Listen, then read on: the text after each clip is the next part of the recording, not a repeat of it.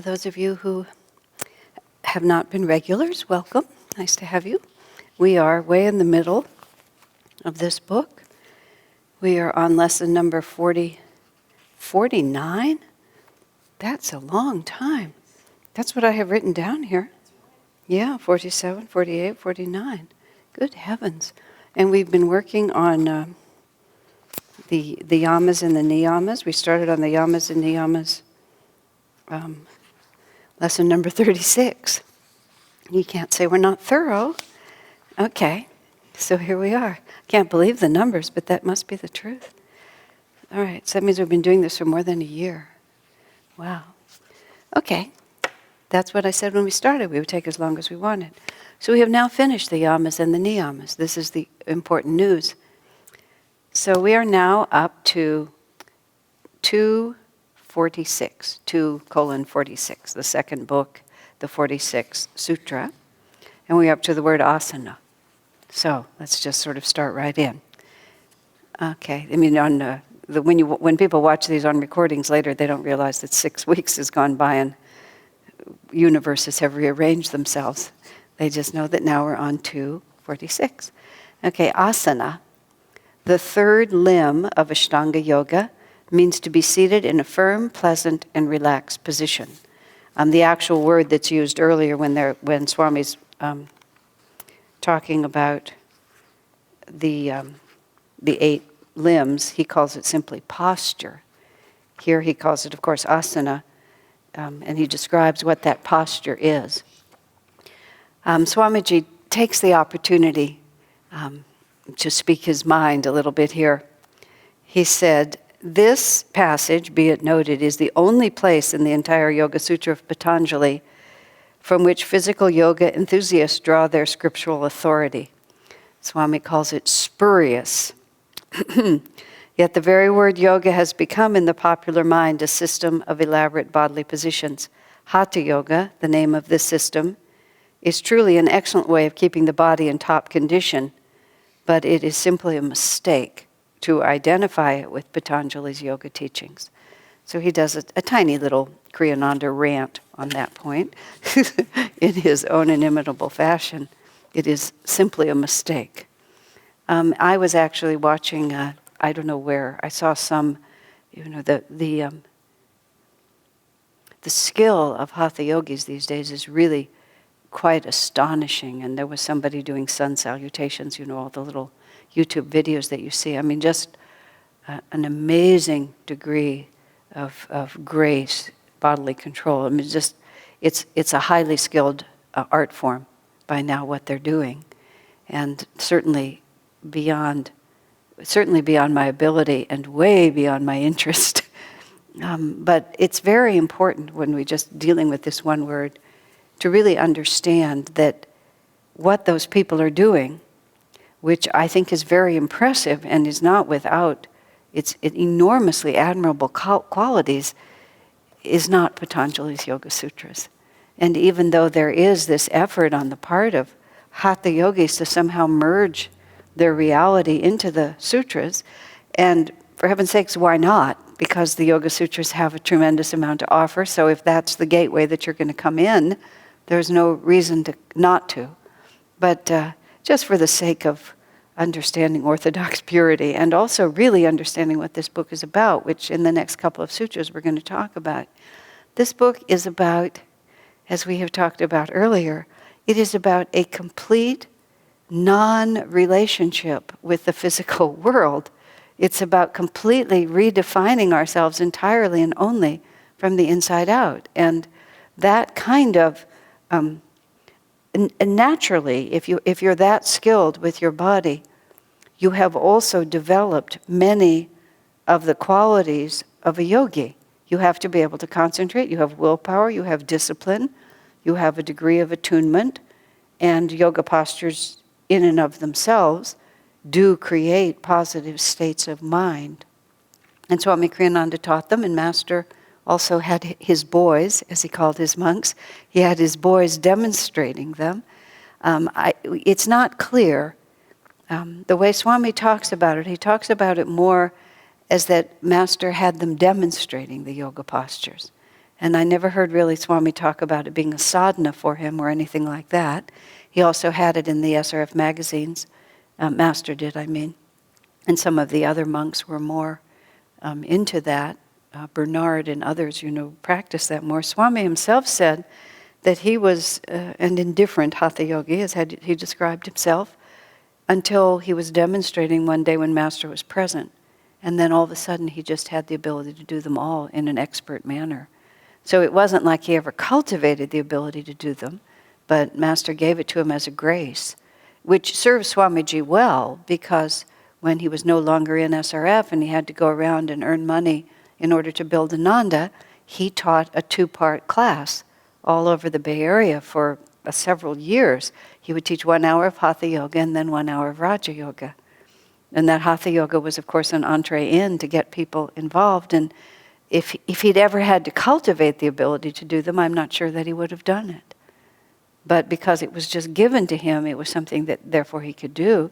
And subsequently, he created his way of doing them, the Ananda way of doing it with the affirmations and everything. And it's been a very important contribution. So it's not as if there's not a place for it and it's not of benefit.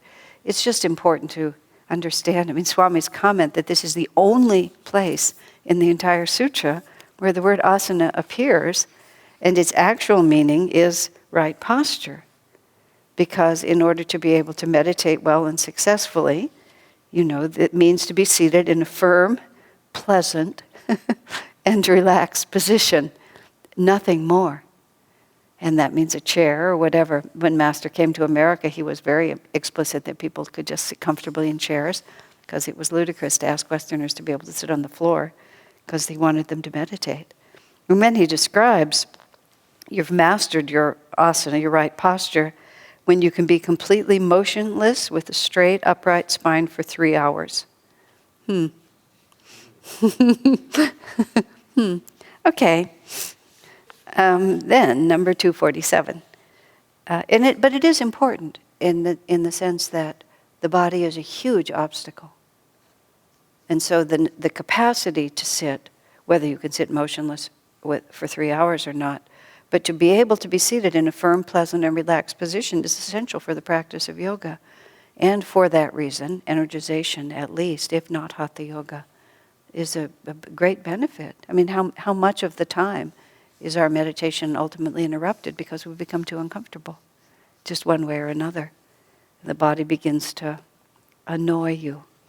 And as he puts down here, he says, sitting very still and resisting the temptation to look around, scratch, shift, sniff, or swallow.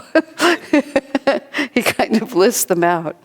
So number 247 is, by reducing one's natural tendency toward restlessness and by visualizing infinity, true posture is acquired.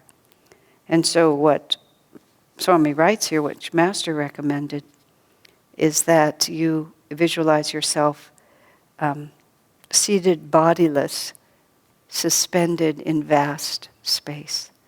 It's a really beautiful image, isn't it? That we just, and this is the real message of Patanjali, is not that we do all these extraordinary things with our body, but that by inward concentration, the body simply ceases to exist. And Swamiji on many different occasions has really offered us that particular visualization where you're just in the middle of nothing at all. And this is also completely consistent with everything that Patanjali is talking about, where the outer reality is just not our concern. It's, as I've said in these earlier classes, the outer world becomes irrelevant. That whatever it's doing just has nothing to do with us. And that really becomes our right state of mind, even when we're not meditating, when we're walking around interacting. It's there, we're responsible for it, but it's irrelevant to our state of mind. It's irrelevant to our state of consciousness. I find that at least just fascinating to contemplate, because the sense of cause and effect. Last night I was talking to the sadhaka group, and the subject was relationships. And at the end, somebody asked me, in all the counseling that I used to do a lot of couples counseling, What did I think was the essential? What was the most consistent issue that was brought to me? And there was some more serious discussion, but in the end I said, I feel miserable, it must be your fault. And that sums up about 3 decades worth of couples counseling. But that's when you think the external world is intensely relevant to your own state of mind, don't you? And to really realize that it's just my responsibility. And so that's where when you move off into to meditate and try to in every way separate yourself from the world you're living in by simply disappearing it. I love that. You're just floating bodiless in infinite space. Such a fabulous image, isn't it? And then, from this point, meaning once you have a firm, pleasant position, you've reduced your natural tendency toward restlessness, you have visualized infinity, and your true posture is acquired. From this point, the dualities cease to disturb the mind. Now bear in mind, Patanjali is just expressing these realities. He's not instructing us on how to achieve them. I mean, he is, but he's describing what will happen when we do these things. There's no technique in here. But there's no technique in as much as there is with Kriya and so on. I keep having to modify what I'm saying. And so he says, by thus eliminating the awareness of objective reality with all its ups and downs, you are prepared, he says, to go deeper in meditation. Of course, the end point of all of these is if, then, and the then is nirvikalpa samadhi. So this is a progression. Now, Tom, I'm so glad you're here, because there's our word, the mind, which you love to ask me what it means, and I love to not answer. But I actually found a very interesting answer, which I announced to you about 6 months ago, and then I chickened out. So we are going to attempt to talk about it today, because I think and this is out of the holy science, which I never try to teach out of, because I really find it beyond my comprehension. I'm clever, but not that clever. So, but there is something in here that I finally actually understood, and it matches this exactly. The duality cease to disturb the mind. And this is how, if I can say this correctly, this is how he describes the mind. We talk about pure consciousness, and then we talk about buddhi, he talks about, where we just perceive everything that is, but we don't divide it up at all. Sri Yukteswar defines the mind as being the opposite of that. That the two ways we can be aware are that we can be just aware without dividing the world up into ups and downs and yeses and nos. This is what made me think about eliminating awareness of objective reality. The mind is that part of our awareness which is drawn into that dual world. And when we draw out of that dual world, we go to the opposite pole of that. These are the two opposites. One is pure consciousness without the sense of duality. The opposite of it is consciousness with the sense of duality. And he, Sri Yukteswar, I don't know really how Swami and Patanjali are using it, calls one mind and the other buddhi. Isn't it interesting? Manas is the word he uses. So that was the closest I ever got to understanding. I didn't get 6 months ago that these two were opposites. And so when we're no longer in the part of our own consciousness that's drawn into that duality, then we settle into the part of our consciousness that is beyond it. So this is what he says here.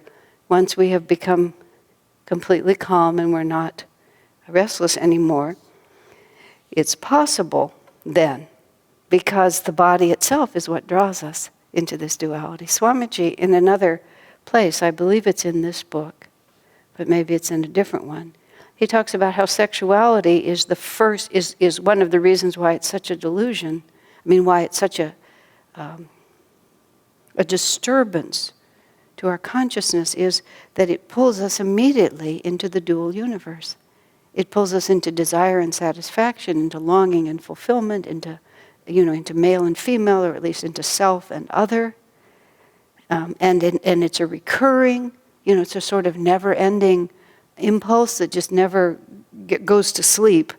And so once we start through that one, then it leads us, it keeps us in our mind into that part of ourselves which is constantly drawn into the duality. It takes us into gender, just all into personal love, into all of those things. Isn't that interesting? And when I think of it in terms of the part of us that's just drawn in duality, I've never quite understood why Swami said that. I mean, I heard it and I can repeat it, but I haven't really gotten it. But when I think of it like that, because it immediately takes us, so we want to go into duality because of that desire within us that is impossible to satisfy inwardly. I mean, in that form physically. You have to transcend it and take it back to its root desire, which is for a different kind of union. Does that make sense? Well, no, not really. Okay. What is your background in these teachings?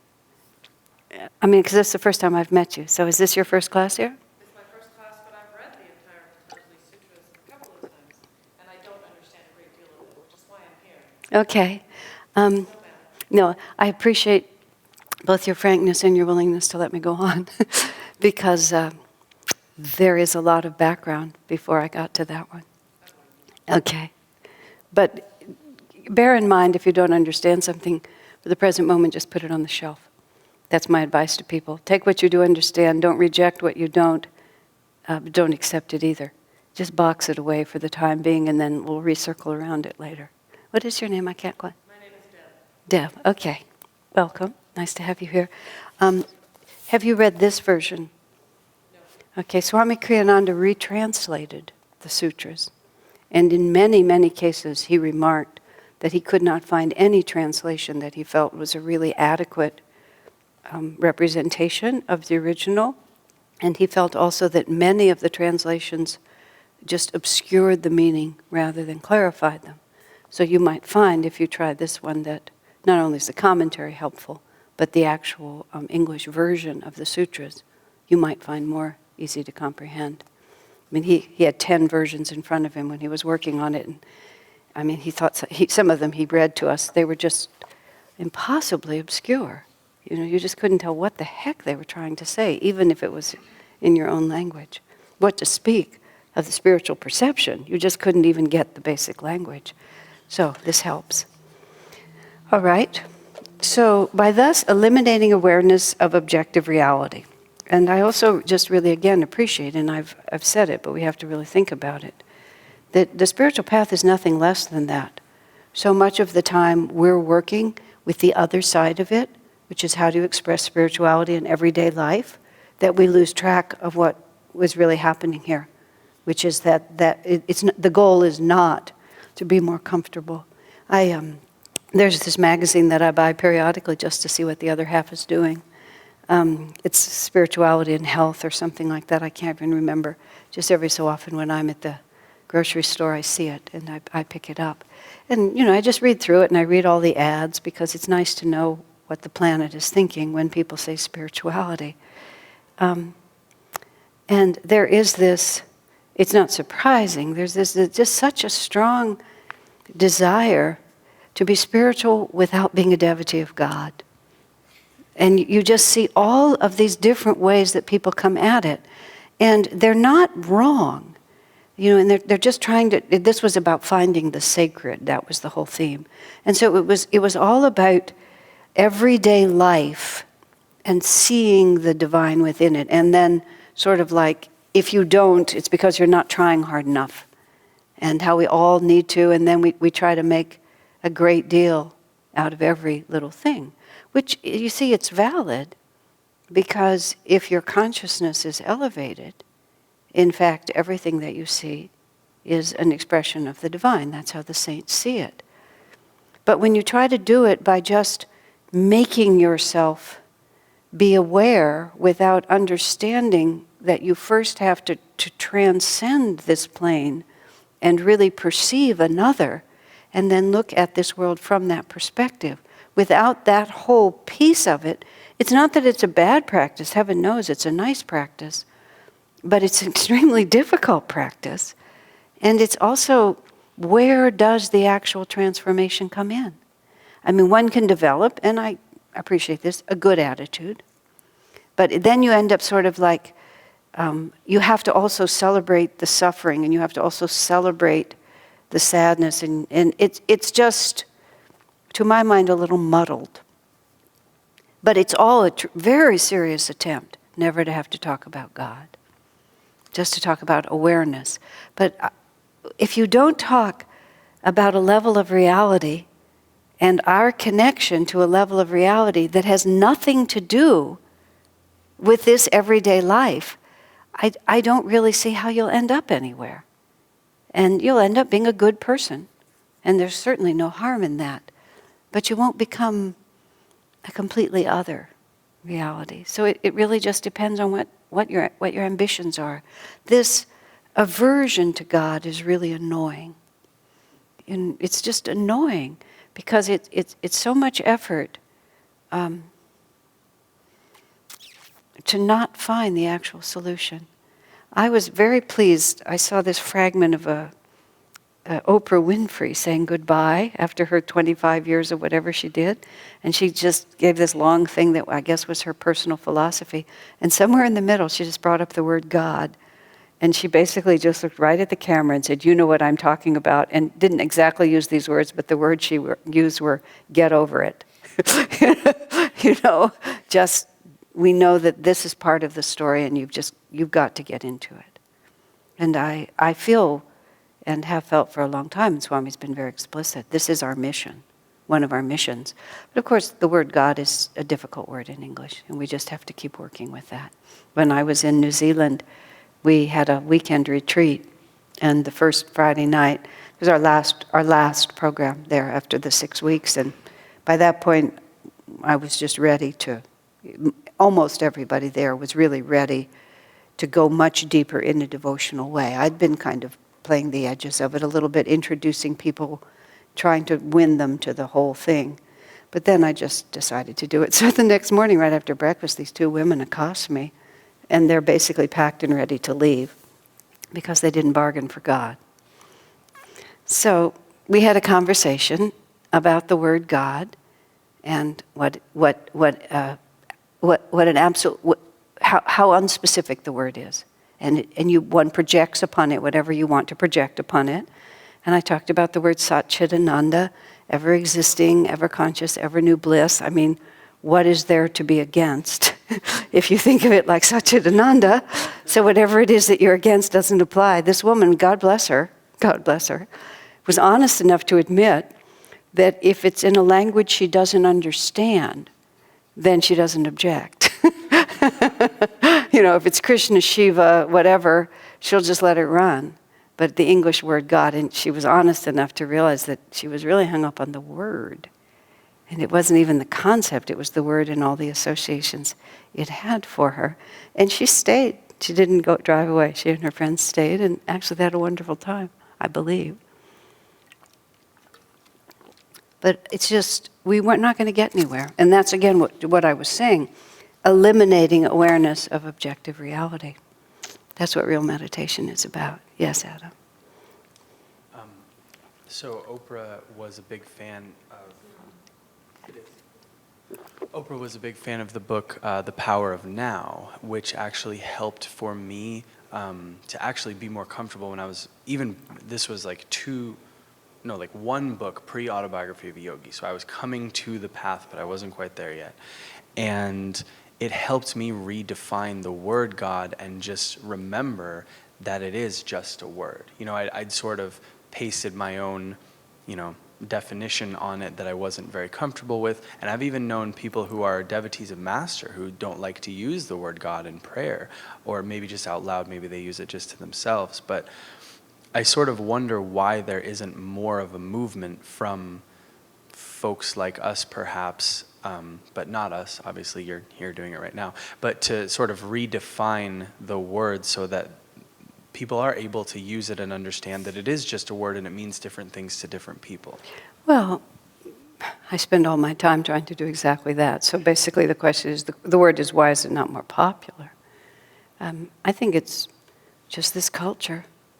We're just a very mental culture and reactive culture and extremely distracted culture and egoic, pleasure-oriented. We want to be in charge. We just want to have our egos be the last word. So, this whole country at this point is trying really, really, really, really hard to see if we can just get all our egos lined up so we can, just have it all work. And it isn't working. And Swamiji just says, basically, it's just going to come down a lot harder before people are really willing to let go of that. You go to other cultures, it's not like that at all. This is America. It's a good thing because we're self-reliant and so on, but we're also just materialistic and arrogant. Just can't be helped. It's just what we are. We're good people. I like this country. I've been to a lot of others, and this is a darn good one. But that's an unfortunate characteristic. The other side of it is, we Americans, I've said this before, being shrewd is a really important value in this country. It's not a value in all cultures. If you grow up in your own culture, you don't realize. But being shrewd and not being taken advantage of and not being gullible and making sure that nobody gets an upper hand on you, it's a very American characteristic. And as a result, we're suspicious. We're suspicious of our own heart's feelings, and people we don't operate in this country from the heart. I remember when Swamiji, sitting right here, greeting people after a big satsang here, and lots of different cultures were represented as it happened because of where we live. And Swamiji speaking, because he spoke various languages, he would often, when he knew who he was talking to, he'd shift. And, all the Americans, all the English-speaking people were very appreciative and even quite devotional toward him, but they met him more with the mind, even with love. But it was, thank you very much, sir, I really enjoyed this. It was, thank you for coming, even when they were deeply moved. As soon as the Italians would come up, everybody would start laughing. All the Italians would laugh, Swami would laugh, and I'd speak no Italian really, but I could understand enough, because all they were saying was, bella, bella, bellissima, gioia, gioia, but they would just kind of exchange random words, and everybody would just start feeling from their hearts. It was so dramatic, because it wasn't like those Italian people were deeper into the teaching. Many of the Americans were deeper. It's just the way we are. And I think that makes it harder for us to be devotees. And also that just this extremely horrible false sophistication that's part of our country right now. That even little children dress like small adults. I mean, there's no childhood. I see the middle school kids, and it's just awful. When the movie Finding Happiness, which almost all of you have seen, not all of you, but there's all the choir scenes in there, and we dressed up the choir in the beautiful costumes that we have, and you can't really see it, but they're wearing little gold shoes. The girls are wearing little gold shoes. They have these little scarves around their neck, and we're standing up there and we're singing our songs like we do. And I went to the focus group for that movie in an earlier iteration, and among the things that people objected to was the length of time that the camera was on the choir. And cinematically, it really didn't work. I mean, they were nice-looking people, but after a while, you were tired of looking at them. So in the final version of that movie, we had all the same music, but it cuts away from the choir really soon, and the music becomes a background for lots of footage of the community, which worked out just really beautifully. But I happened to be the only one from Ananda who was able to go to that meeting in Hollywood. And I was sitting the next day with our three highly professional Hollywood movie publicists talking about this. And at some point, they must have felt comfortable enough with me, and one of them turns to me and he says, "Do you all really do that?" I said, did you mean dress up in rainbow colors and sing those happy songs? We do it all the time. I said, we don't always wear the gold shoes. But it was just like, in his world, he just couldn't imagine seemingly sane, educated, intelligent adults. Just doing that. But we do it all the time because we're very childlike and we're not trying to be shrewd anymore. It didn't work cinematically. Even I had to admit that. But yes, we do it all the time. I was, at one point when I was trying to make Ananda into a California city, this was back in 1981, that marvelous project that we worked on. And so we were involved with the local county. And there was this man, Jim Cranmer. He was an engineer and he was one of the officials, and we were working closely with him. So when Christmas came, he invited us to his Christmas party, us as myself and this woman named Dallas Atkins, who was an attorney, and she and I were working on this. Sheila Rush was also working with us, Nidruva, but I think just Dallas and I went to that party. He invites us to his Christmas party. Okay, we're trying to make contacts in the local area, so it was just an afternoon, so we went to this party, and it was held in this room, just, a little decoration. There was a piano in the room, but it was kind of pushed off to the side, and it wasn't really accessible. And we arrived at this party. It was about a 2 or 3 hour party.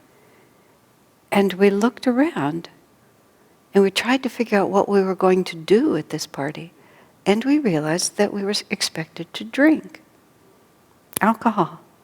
And that was all that was going to happen at this party, is that people were going to gradually get more and more drunk. And that was the entire entertainment. No music, no games, nothing. And it was just like, it was very sad, actually. But it was also so bewildering to us. Where's the creativity? Where's the fun? Where's the friendship? Where's the interaction? So we, hung around just long enough till the vibrations began to change, and then slipped out the door. But it was very painful. But that's what happened. Somebody said to me yesterday, oh yes, my relatives are very calm now because they drink so much. They're just at the end of their lives and they're very disappointed, so they're solving it by just sort of a steady diet of inebriation. Wow. Well, they just get to try it again later. So, by thus eliminating awareness of objective reality, by moving up in your consciousness instead of down, the next stage, this is number 249, the next stage in meditation is to calm the flow of the inner life force. Okay, see, we're moving progressively here. Asana is to calm the agitation of the physical body. And so whether we do Hatha Yoga or energization or what we do, we have to calm it, because until the body is relatively neutral, it's always going to be pulling us out, because we will also shift, sniff, scratch, or swallow, as Swami says. But then, so we've gotten the physical body down. The next stage in meditation is that we have to calm the inner life force. But we can't really begin to do that until we have our posture correct. Of course, Swamiji often points out, and he's pointed it out in here too, that these are not sequential. This is 8 limbs, but 8 limbs like the equal parts, rather than you finish number 1, you finish number 2. So even as we're attempting to calm the body and have it be a matter of no consequence, we are also attempting to calm the inner life force. And this is pranayama, which he calls in the earlier sutra the withdrawal of energy. Let me just make sure when he lists these out. Yes, number 4, which is pranayama, he calls it the withdrawal of energy. And so the energy that we're withdrawing is that even if the body is not moving, we're still engaged in it. We're still listening to see if the phone rings. We're still opening our eyes every so often to see if the fog is lifted, or to glance at the clock, or to mutter or think about something, or have an idea and write down a thought, whatever it might be. The life force is still just right at the edge. And so what we really have to learn to do now is we have to learn to withdraw all that life force into the center. And this is, as Swamiji well points out, this is actually the process of death. When we die, that's exactly what happens. I was listening to a satsang that Shurjo and Narayani gave in Chennai sometime in August. And Shurjo and Narayani were with Swamiji in his last moments when he died. And Shurjo expressed it just slightly differently than I had heard either of them express it before, that when Swami passed away, he passed out of his body. He was sitting at the breakfast table, and he had this seizure. And that was really, as Shurjo described it, that's when Swami left. But they moved him to the bed and tried to get him to come back. And so he actually breathed a handful of times more. But Shurjo said that was the point at which he left. And he had this seizure, and the way Shurjo described it is the energy, his whole body contracted. And it just contracted up and away from the bottom all the way to the top. And everything contracted really intensely like that. And then suddenly it relaxed. And he stopped breathing. So it was sort of just like that, just the whole thing just pulled out. And then they moved him and put him out on the bed, and Shurjo was chanting Om, and Miriam and Narayani were encouraging him to breathe. And so he did a few more times. I mean, I don't know whether it was 3 or 4 more times, not much. But that comment of Shurjo's that he left all at once and then he was gone. That was that. But he said Swami was totally ready to go, but he could feel people pulling on him, so he breathed through his body a couple more times. And he actually, he opened his eyes and he looked at Narayani, and then he stopped. At which point they all knew that he was finished. And then they stopped trying to pull him. In his state of awareness, he could be conscious of everything that was going on. It was a beautiful expression. If you look it up on, I don't know where it is, Ananda, India, somewhere. August in Chennai.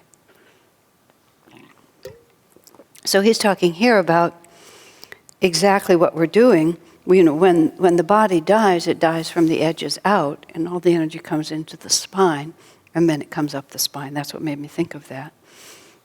And that's exactly what we're doing. But when death comes, no willpower can bring you back. That's just the final exit. But in meditation, it's an act of our will to withdraw that energy. And therefore, of course, as soon as we direct our will outward again, our energy comes out again. But it's in the context of studying Patanjali's Yoga Sutras. If we're studying other things, we talk more about the integrated life and all these other things. But Patanjali's the extremist, and that's where we're trying to go. So a very excellent image. It's just a very simple and a good image is that this is the small death that I'm doing here. Imagine if I am bodiless, suspended in infinite space, and I simply, all of my consciousness is, in my spine, in my chakras, and at my spiritual eye. There is no other reality for me at this time. These are marvelously liberating ideas. And of course, on Sunday I was talking about sometimes I don't like when I'm with a group of people who are not that experienced on the path to use the chant, I want only thee, Lord. It feels too extreme of an affirmation for me. And I fear that people will subconsciously rebel against it, because immediately they'll think of all the things that they still want in their lives, and it's a bit hard. Of course, it's a true affirmation, and I'm not. It's a beautiful chant, and I personally really like it, but I can sometimes feel the resistance. But all of the chants, many of the chants are like that. They're big stories. I often use listen, listen, listen to my heart song, because that just is more of a bridge sometimes. But when we're sitting to meditate, if we're really serious about our meditation practice, we eliminate awareness of objective reality by all the techniques that we're talking, and then just let it all go. I mean, just imagine that we're in the last moments of our life and we simply aren't connected to this body anymore. This woman that I knew who was close to death, I went to see her and she knew that she would last just a few more days, and it's like large part, one half of her body, much of her body, just she wasn't related to it anymore. She could still walk a little bit, and she got up and was walking, and she just commented, just sort of out of interest. She was completely unafraid. You know, when I left her, she smiled and laughed and said, "We'll see you on the other side." But she just commented about the fact that she had no idea. It was her right arm. She had no idea where it was, and just nothing. She didn't know where it was, and she didn't have any idea what it was doing, and she had no control over it. And it wasn't like she'd had a stroke or something. It's just that the life force had withdrawn, and largely out of her right leg too. But it was so interesting, and she just presented it as, isn't it interesting? You know, this has always been a part of my body, and now it just isn't, because I'm on my way to somewhere else. So when we sit to meditate, we can kind of just remain identified with our personality and where we're sitting and all the things that we're doing and what we're going to do in the half an hour or 45 minutes as soon as this is over. Or else we become bodiless, suspended in infinite space. And then even once we're inside our bodies, just let all the energy withdraw. That's Pratyahara. Swamiji talks here about irreversible. That's the word Swami used about death, which I loved. Irreversible. It's a very nice word. That's exactly what it is. It's just once that one is done, it's done. The little death. And this was how St. Paul talked about. He said, he used the phrase, "I die daily by the grace of Jesus Christ," he said. I die daily. Just meaning that the whole world ceases to exist for me. It's whether we can actually do it ourselves or not, but even just while we're meditating, just imagine how complete and irreversible the exit is when we actually physically die, and just using our creative imagination, just imagine if that was the moment that we're really having right now. And if in fact we knew that in this moment we really had to let it all go, what would we do differently than we're doing sitting there right now? Of course, it's slightly a game, but not really, because it's always the moment, and whatever the next moment needs to be will be given to us. And just to relax completely. And then Master Swamiji talks here about how Pratyahara, pranayama, is often equated with the breath. But then he says it's really not inaccurate to say that, because the life force causes the breath, and when we begin to work with the movement of breath and to have more mastery over it, and of course our Kriya practice is a pranayama. It's a practice of using the breath to be able to be in right relationship to the life force. And so all of the exercises that we do that help us to be more conscious of what our breath is doing, and then to gain some mastery over that flow of breath, is a very direct way to get into the energy. But Swamiji is just wanting us to understand that, merely breathing like this or whatever other exercises we do is not in itself what is meant by pranayama. It's just a means for calming the breath, and then we can begin to calm all the life force as well. So we can work at it both from, those kinds of practices, and also from all the ways in which our mind is automatically drawn out into that world of duality. And without losing awareness, we just want to stop defining ourselves in the world we're living in terms of all its ups and downs. To just literally move into the place where nothing moves, nothing changes, nothing lives, nothing dies, everything simply is. That's the opposite of the mind that's drawn into the dual world. Well, any questions or comments before we take a little break? Okay, let's take a little break. Then we will keep running right through this section. We are moving like so much faster than we have moved recently. So this is number 250. The emphasis while breathing, and therefore in the flow of the life force, may be more on inhalation, on exhalation, or on stillness.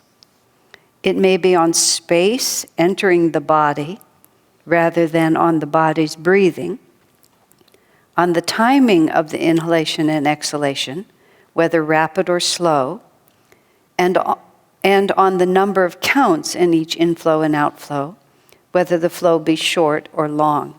So he's basically just giving you a summary of all the possible pranayama exercises that you can do without really giving us any of them specifically, but he's telling us all the different ways that we can use the breath to access life control. And this is a lot more. There's a lot more in here about pranayama than there is about asana. Of course, for some people, asana and pranayama go together, but the withdrawal of the energy through your relationship with your breath.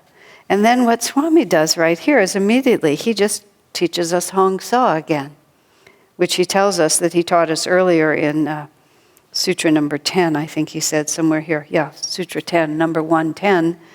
But what I was thinking about this, without going into teaching Hong Sa again, let me think, is how Master took the entire ancient science of yoga and he reduced it down to a handful of specific techniques. It's not that we don't have anywhere any of the traditional pranayamas of counting the breath and alternate breathing and all of that. Swami has a lot of that in the art and science of Raja Yoga, because it's right here in Patanjali that these are very good methods for being able to make these changes. There's all kinds of different ways to work with ourselves to make these changes. I tend to work with attitude, with devotion, with service, and meditation. But I don't spend a lot of time teaching all of these small things just because of the way my temperament it is. It doesn't.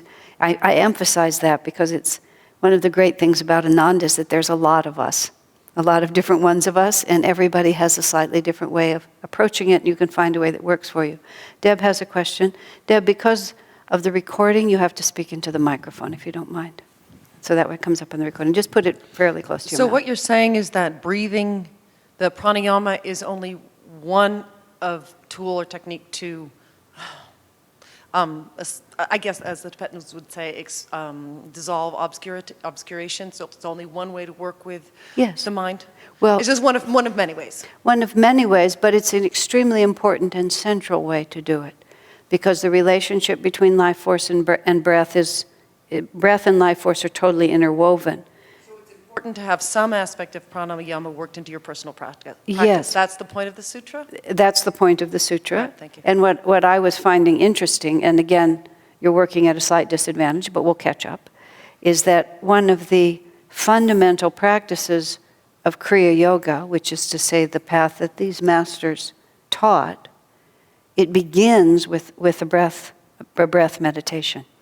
And that meditation, as described in this particular sutra, involves watching the in and out flow of the breath, coordinating the in and out flow with the mantra Hong Sa. And what I was realizing is that of all the possible things that Master could have taught, from all of these different possible ways that you can work with the breath and train it, Master taught Hong Sa. Because it brings it in right to the essence. And it helps us who are following this particular path not feel that we have to run around and add a lot of other things. That's what I took from the way Swami commented on this particular sutra. He's wanting to make this book, he's not making it a sectarian book. And the Hong Sa technique is also very well known. It's not by any means unique to the path of Kriya Yoga, but taking the sutra, which is talking about all the possible ways you can do pranayams, he offers us the Hong Sa. Yeah. It seems like just the way the sutra part is written, the emphasis may be on all these other things, which sounds kind of like in Hong Sa, you don't control the breath is going to do whatever it will do. It will be faster, it'll be slower, it'll be deep or shallow or whatever. And it doesn't matter. Is that what the sutra is saying, or is the sutra saying like you can do different pranayams, some of which, it says emphasize different things in different ways, and then Yeah. Swami only decides to comment on one which doesn't actually emphasize any of those because you're not controlling it. It doesn't say anything about control. The emphasis while breathing. Right. Yeah. I was wondering if that's what it meant, because it just says the emphasis may be. Yes, exactly. That's what I'm saying. Yeah. Yeah, we're both saying the same thing. It may be on any of those things. So Swami says, okay, so here's one to try. Just do this one. And it just simplifies it down. There was a phrase here. The additional matters to think about, space, rapidity, and numbers, are means, this is his explanation, means simply for keeping the mind focused on what one is doing. You actually say it's okay for people to do that in Hong Sa? No. Because that's not how Hong Sa is taught. Okay, but he says it right at the end of explaining He does, doesn't he? Hong Sa. Yeah, he does say it. Let me just say it in a positive pull.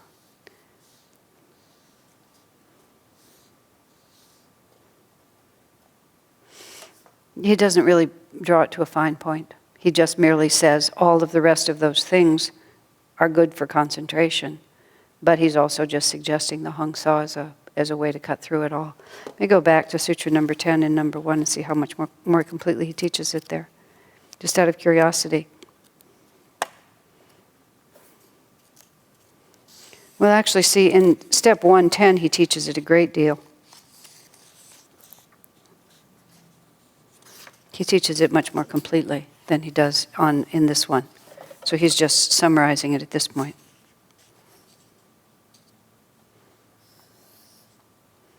Okay.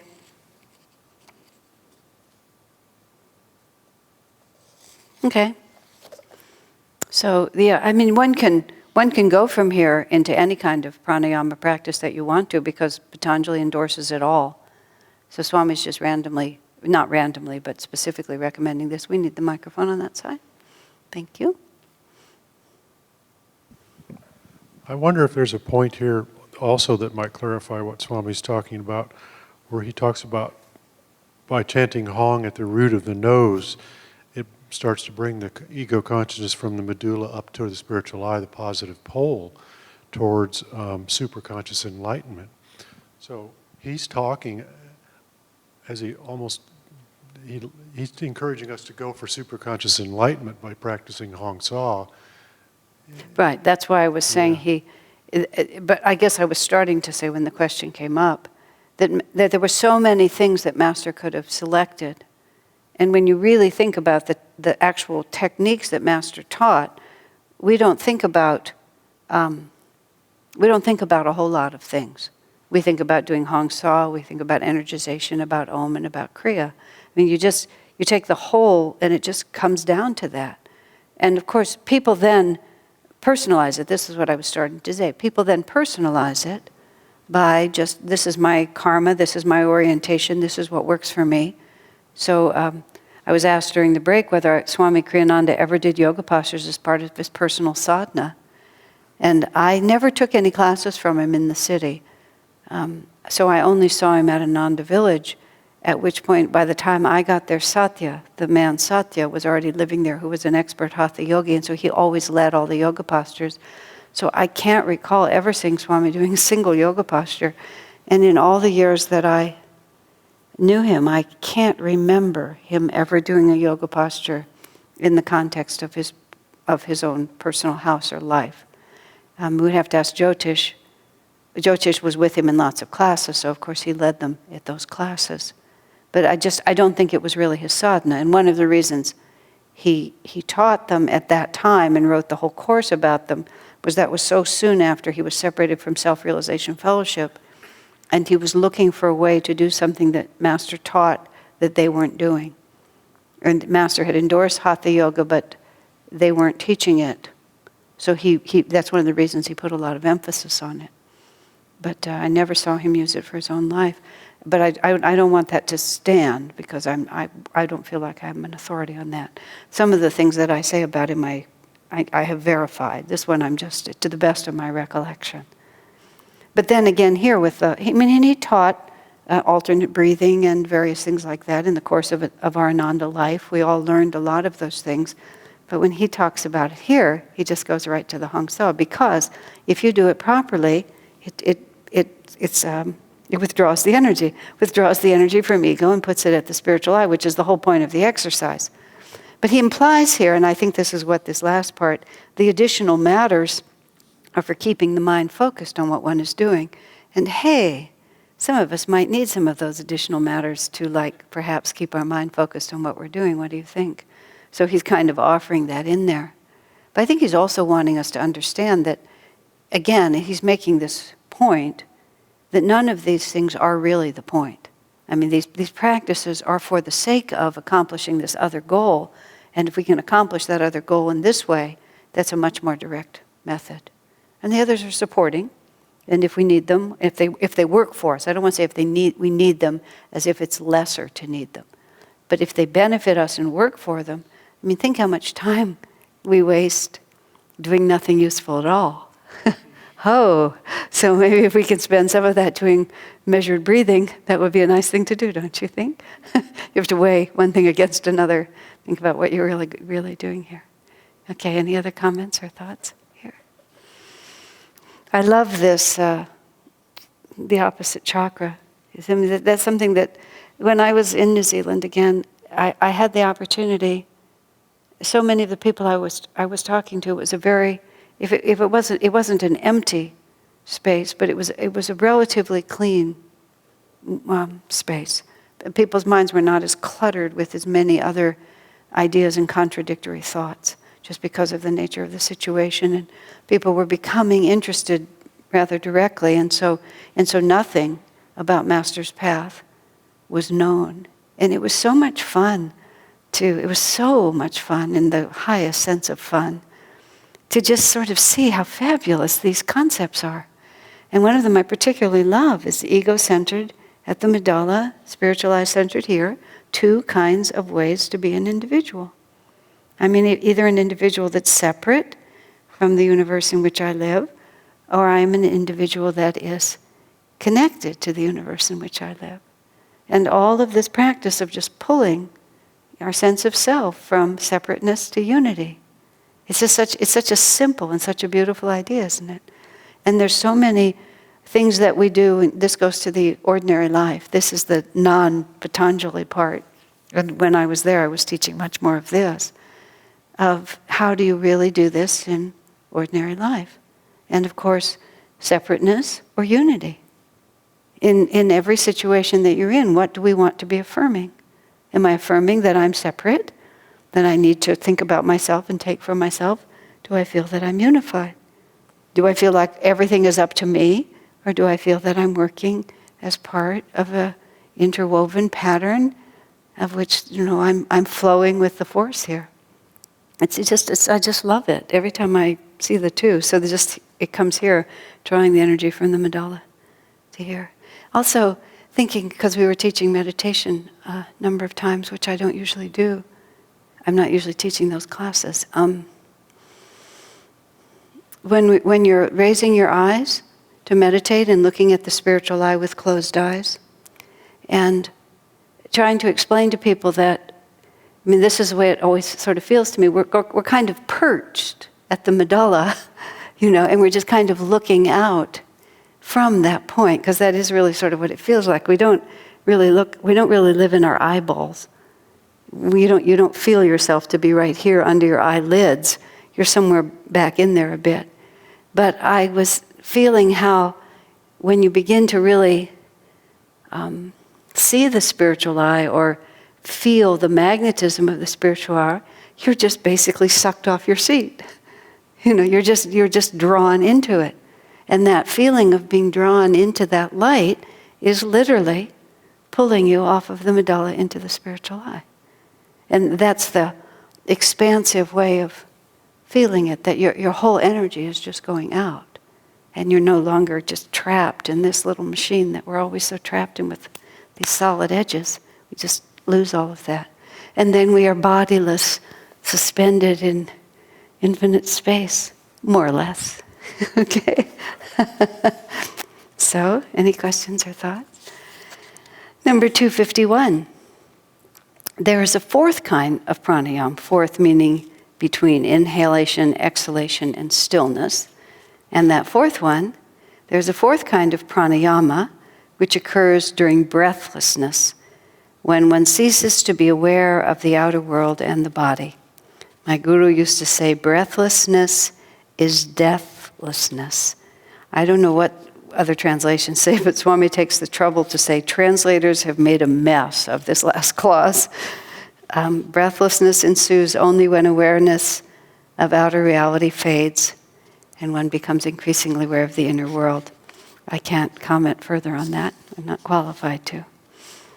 252. In consequence, the veil hiding the inner light is removed. I love the way the words follow in sequence. In consequence, meaning when we have moved out of having to breathe altogether, because the breath is what keeps us engaged, the duality of the breath. And so when we stop having to engage with the material world, then the veil dissolves and we see the inner light perfectly, because mind has been conquered, the part of us that's being compelled, because even the up and down of breath is the last form of that duality. And so when that ceases and goes into perfect stillness, then there's nothing that pulls us into the dual world anymore, and the inner light is revealed. In consequence. 253. Then the mind becomes fit for true concentration. Oh dear. But there's lots of less true concentration prior to that, don't you think? Okay. When all distractions have been removed. So then we get to the fifth state on the path of contemplation, which is Sutra number 254, is known as Pratyahara, when the interiorization of the mind, when the senses are withdrawn, and the chitta, essential feeling, is calm. So, but we, even without practicing all of these perfectly, this is, we watch ourselves, take, I don't know what you would call them, baby versions of this, or intermittent versions of this. And I do think it's enormously helpful, as I've commented many times before, to really meditate on what those realities are, so that you have an inner intuition about what those realities are. And that's one of the ways that, because what we're doing with all of this, much of this, there's two realities happening here. One is the actual being drawn into these states and then having everything about us respond. So the breath stops in stillness, the awareness of the outside world just literally disappears. We've practiced pranayama perfectly, and our mind is completely interiorized. And that is an actual state that we get drawn into. The alternative to that is we're trying to attune ourselves to that vibration. And that's why we study these scriptures and meditate on what would it feel like, and how can I visualize, and how can I project myself with my imagination into that state. And we contemplate it, and in contemplating it we begin to attune to it, and when we begin to attune to it we begin to merge into it. Because that being the point of yoga practice is, even though we may not yet be experiencing it and we are using creative imagination, what we are imagining is actually there. And that's the most important thing. We are imagining reality. Most of the time when we use our imagination, we're trying to escape from reality. In this case, we're trying to escape from non-reality by imagining reality. And the more vividly we can see, feel, and understand that, the more fragments of ourselves begin to actually vibrate on that wavelength. And just that's why this book for me, when I started it now such a long time ago, when I first read it, it was so revolutionary to me, because I just had never quite moved into the fact of how irrelevant the outside world is. It just captured my imagination and completely changed the way I related to the outside world, because I really got from Patanjali I don't know why, I had never gotten it before, but I really got from this commentary on Patanjali that that world is irrelevant. So you imagine your consciousness being in Pratyahara, where the senses are completely withdrawn, but then he adds, and it's so important, the chitta is calm. So you can't be merely withdrawn. You can't be in Pratyahara if you're merely withdrawn, if your feelings are agitated. And this takes us back to the yamas and the niyamas, which is why it all has to work together. Because what causes the chitta to be agitated? Lack of contentment, lack of purity, lack of the practice of ahimsa, living in a false world, telling untruths, all of these things, lack of self-understanding, lack of surrender to God. So even if we interiorize our consciousness, it's no place that we want to be unless that purification on other levels has taken place. So you see how beautifully it all goes together?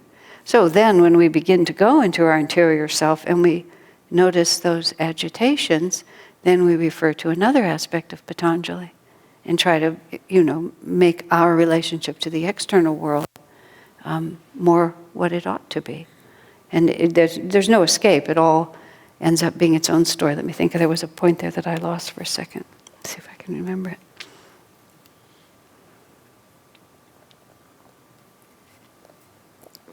Oh, I remember, and this has been a truth all through my life. Sometimes what disturbs you in meditation is as important as the peace that you find there. Because when you really bring your consciousness inward, and then you find out what keeps you from being able to be completely calm, often you find out things about yourself you didn't know. At least that's been my life experience.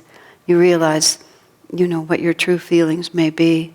You may realize buried disappointments, buried delusions, just all kinds of things. So it's not merely that everything that agitates you just needs to be expelled.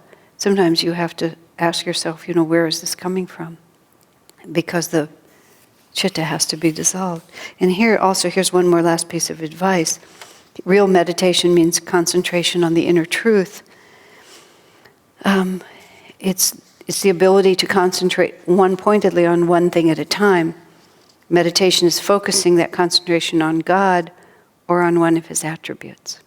Peace, calmness, bliss, love, power, sound, light, and wisdom. We come back, I don't think it's come up so much in this class. Is that 8? 1, 2, 3, 4, yes. In this class we haven't talked about the 8 manifestations as much, but in other classes it's one of my big-time favorites. And Swami's giving us direct advice. How do you interiorize your consciousness? By one-pointed concentration on God or one of His attributes. So the feeling of love, the feeling of joy, yes? 8 attributes? 8 attributes of God. Peace, calmness, bliss, love, power, sound, light, wisdom. Okay? And so the attributes of God are often more accessible than the abstraction. The light, the sound of Om. Wisdom is an impersonal perception of some fact of the universe, such as hanging bodiless in infinite space. And so when we're trying to interiorize our consciousness, that's another way that we do it. And then, so we might as well finish this section, 255, from this follows supreme mastery over the senses. One-pointed concentration on God or some aspect. Calm, relaxed posture, interior withdrawal of the energy, control of the energy, pranayama, pratyahara, one-pointed concentration and interiorization. Okay?